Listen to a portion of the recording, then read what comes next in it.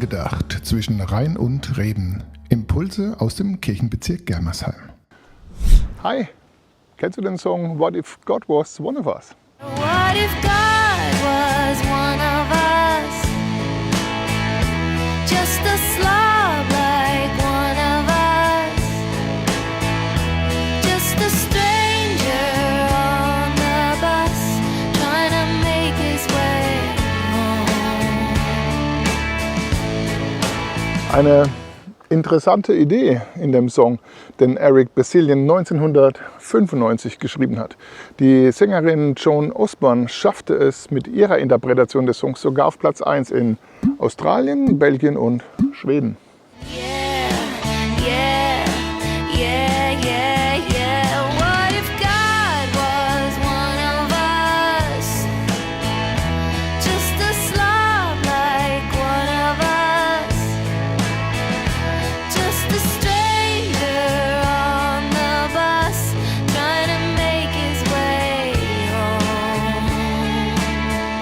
He's trying to make his way home. Was wäre, wenn Gott einer von uns wäre? Also nicht unbedingt mit weißem Bart auf einer Wolke oder so, mitten im Alltag meine ich. Also mit Hoodie, Kopfhörer, vielleicht genervt im Feierabendverkehr oder einfach müde vom Tag.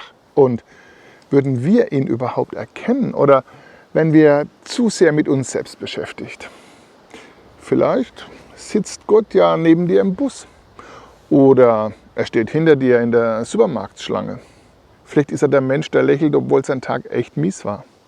Oder der Kollege, dem keiner zuhört, aber der trotzdem in jeder Mittagspause nett grüßt. Dieser Song erinnert uns daran, was wäre, wenn das Göttliche gar nicht irgendwo da oben anfängt, sondern mitten unter uns sichtbar wird. Durch echte Menschlichkeit, durch Mitgefühl, durch Zuhören. Vielleicht ist die Frage nicht, gibt es Gott, sondern würde ich ihn erkennen, wenn ich ihm begegne? If God had a face, what would it look like and would you want to see? If seeing meant that you would have to. Also einfach mal bewusst hingucken, vielleicht ist Gott näher dran, als du denkst. What if God was one of us? Angedacht zwischen Rhein und Reden. Impulse aus dem Kirchenbezirk Germersheim.